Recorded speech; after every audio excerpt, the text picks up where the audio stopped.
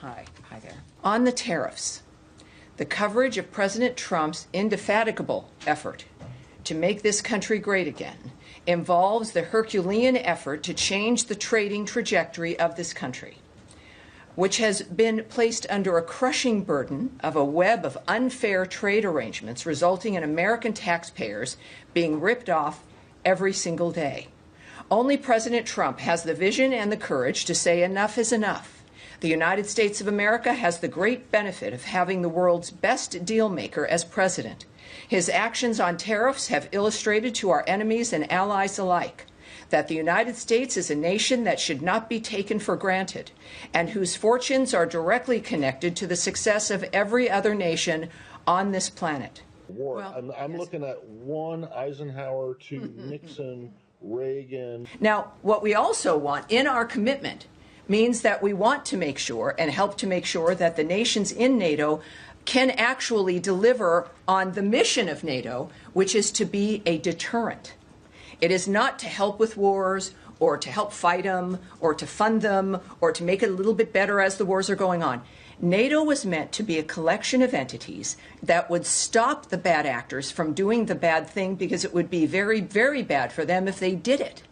And at this point, clearly, we've got nations that have got to ramp up, share the burden, increase their defense spending, not because we're meanies, but because we are committed to NATO.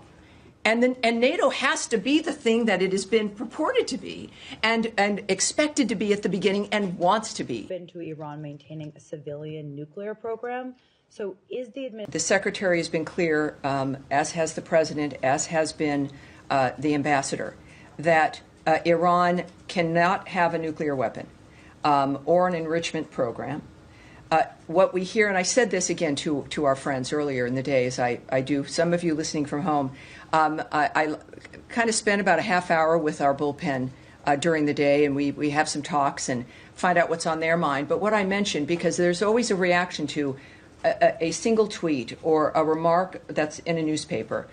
And as we are clearly moving to a secondary meeting, which I still won't call a negotiation, but that could change, is that these are people who are the best in the world. Ambassador Witkoff clearly is one of the best people in the world for negotiating and for dealing with bad actors and getting peace and ceasefires.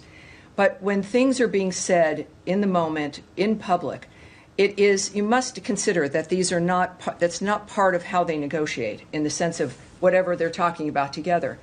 Ramallah or Bethlehem, we haven't seen that so far. Bird's eye view. I had a question about Sudan. The outgoing Biden administration declared the RSF's actions as a genocide. Does the Trump administration agree with that designation of genocide? Here's what I can tell you about what's been happening. The United States condemns in the strongest possible terms the RSF's continued escalation of attacks on Al-Fashir, North Darfur, as well as the attacks on nearby Zamzam and Abu Shuk, internally displaced persons, which is the IDP camps. We are deeply alarmed by reports the RSF has deliberately targeted civilians and humanitarian actors in Zamzam and Abu Shuk. We condemn the RSF's attacks on the most vulnerable of civilians, including killings of at least 10 U.S.-funded relief workers providing critical life-saving assistance.